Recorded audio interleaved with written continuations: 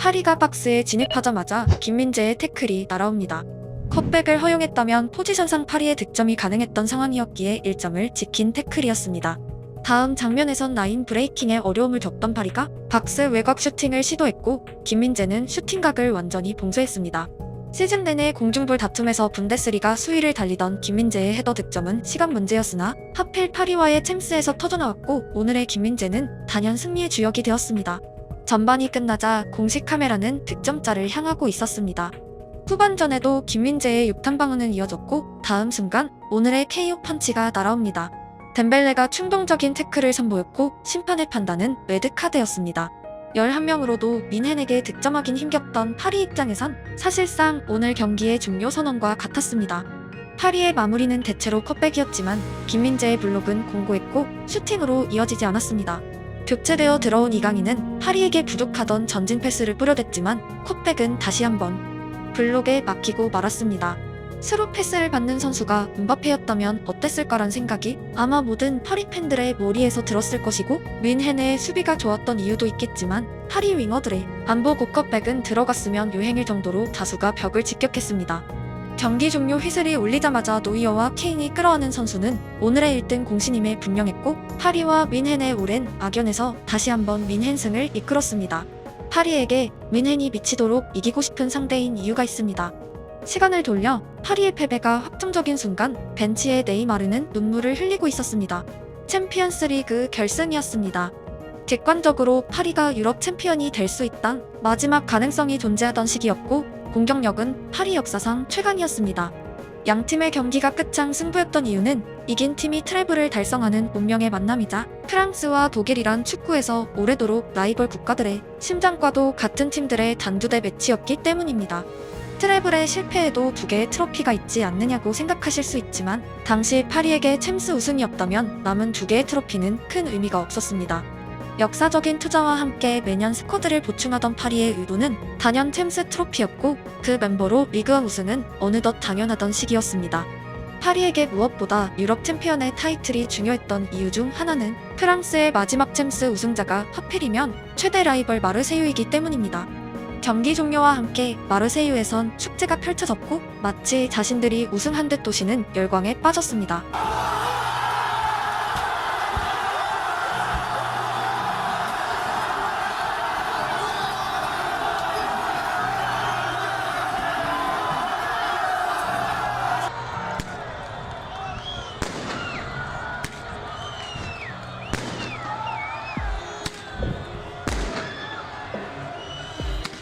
많은 프랑스인들에게 독일은 가장 이기고 싶은 상대이지만 마르세유 팬들에겐 독일팀보다 파리가 더 증오하는 대상이었고 이는 마르세유 팬들의 비율에 이민자가 많다는 다소 사회적인 주제와도 연결되어 있습니다. 파리가 아무리 리그를 우승해도 마르세유 팬들이 챔스 한마디만 꺼내면 자부심 싸움에선 밀리지 않았고 파리가 결승에서 패배했다는 안도감은 화면을 통해 생생히 보실 수 있습니다. 김민재와 이강인이 소속된 민헨과 파리의 매치는 우리 입장에선 한국 선수들의 맞대결이었지만 그 이전에 두 팀의 경쟁심, 특히 파리 팬들이 민헨에 가지고 있던 일방적인 열등감은 챔스 결승 이후 최고조에 있었고 오늘 다시 한번 패배를 기록했으며 상대 무기는 김민재란 창이었습니다. 파리 팬들이 가진 열등감의 근원은 독일에 대한 라이벌리, 그들의 챔피언은 곧 유럽의 챔피언이지만 왜 프랑스 수도 파리의 클럽은 챔스를 제패할 수 없는가에 뿌리가 있습니다. 카타르 국왕의 등장과 함께 파리는 민헨보다 더 돈이 많은 구단이 되었고 음바페와 네이마르가 함께 뛰는 만화 같은 스쿼드로 이어졌습니다. 특히 네이마르의 영입과 함께 파리의 인스타 팔로워는 6,116만 명을 달성하며 프랑스 팀이 아니라 국제적인 팀으로 완전히 변모하였습니다. 프랑스를 초토화시킨 자국 최강의 팀이 챔스 결승에서 민헨을 만난다는 흥분, 자신들의 공격진이 세계 최고라는 자긍심은 레바민이 가진 오랜 로열티를 잠시 잊게 만들었지만 결과는 언제나처럼 민헨승이었습니다. 당시 네이마르는 4강에서 도전적인 패스들을 다수 뿌리고도 84.8%의 패스 성공률로 공격의 코어 역할을 해냈지만 결승에선 59.1%로 폭풍 하락을 겪었습니다. 네이마르의 볼줄기를 차단한 민헨의 전략은 곧 음바페에게 기회가 가지 않는다는 의미입니다. 네이마르는 키패스 연기라는 다소 굴욕적인 성적표를 기록했고 눈물로 대회를 마무리했습니다. 또한 파리 포백 라인의 패스 성공률은 4강에서 90.7%를 기록했고 결승에선 역시 79.1%로 하락했습니다. 뮌헨의 전방 압박이 통했다는 의미입니다. 정확히 어제 경기의 데칼코마니입니다. 지금이나 그때나 파리가 강한 날은 중원에서부터 쌓은 패스가 안정적으로 최종 공격수에게 뿌려질 때이고 1차 빌드업부터 압박에 봉쇄당하면 경기 전체가 흔들리고 있습니다. 보통 1차 빌드업이 막힌 팀의 선택은 롱패스이지만 뮌헨의 센터라인이 높이에서 열세였던 기억은 역사상 거의 없습니다. 그때는 보아탱과 알라바가 높이와 스피드를 상호 보완했고 지금은 김민재와 오파가 있었습니다. 결승 패배 이후 파리는 놀랍게도 메시 영입이란 거짓말 같은 스토리로 연결시켰고 챔스 16강에서 다시 한번 뮌헨을 만났습니다. 파리가 1차전 뮌헨에게 55%로 점유를 가져갔지만 결과는 뮌헨 승이었습니다. 2차전은 뮌헨의 2대0 완승이었습니다.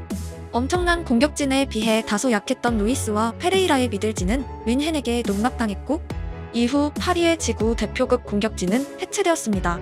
매번 패배하던 파리의 선택은 축구의 신영입이었지만 그마저도 뮌헨의 벽에 막혔던 것은 전통의 강호가 100년 동안 쌓은 이기는 법을 치는 강호가 단번에 부수기엔 역부족이었다는 증명과도 같았습니다. München draufsteht, da muss auch Bayern München drin sein. Und das zeigt so ein bisschen auch die Philosophie beim FC Bayern, Christopher Loch und auch Klaus Augenthaler, dass wir versuchen, Trainer hier zu integrieren, die auch den FC Bayern verstehen, die DNA verstehen und auch die Mentalität. 카타르 국왕의 등장 이후 파리가 뮌헨에게 지출로 밀린 적은 한 번도 없었지만 뮌헨에겐 뿌리에서부터 길러낸 선수들이 있었고 우승을 경험해본 팀의 시스템이 있었습니다. 뮌헨은 밀러나 노이어 같은 클럽의 심장들도 존재했지만 파리의 선수들은 대부분 언젠가 떠날 사람들입니다. 어릴 때부터 파리를 마음에 담고 자라난 파리 소녀는 극소수이고 대부분이 돈으로 영입된 선수들입니다. 양 팀의 색깔 차이는 프랑스와 독일이란 국가의 차이만큼이나 거대합니다. 오늘 뮌헨의 승리는 증명이란 한 단어로 설명해 충분하고 파리의 도전은 다시 한번 실패로 끝났습니다. 챔스의 단골 메뉴인 뮌헨과 파리의 경기는 매년 각각의 스토리를 가지고 있지만 파리 입장에선 다시 한번 네이마르 시절의 강함을 되찾을 수 있을지 숙제를 남겼습니다. 어떤 의미에서 네이마르와 음바페가 동시에 있던 파리보다 네이마르만 있던 파리가 더 강하던 경기들이 있다는 것은 축구는 팀 스포츠라는 흔적이고 지금 파리는 혼자서 경기의 차이를 만드는 슈퍼스타도 사라진 상태입니다. 항상 챔스에서 패배하면 내년이 있다고 다짐했던 파리 팬들 입장에선 오랜만에 내년에도 어렵겠다는 목소리가 곳곳에서 들리고 있고 과거 네이마르급 영입을 현 시점에 성사한다면 바르샤의 야말 정도 레벨을 데려와야 하기에 현실적인 가능성도 낮습니다. 파리 프론트는 미래 계획에 큰 숙제를 안게 되었고 뮌헨은 현재 멤버로 과연 바르샤, 맨시티, 레알 같은 팀과도 싸울 수 있을까란 숙제를 남겨두고 있습니다.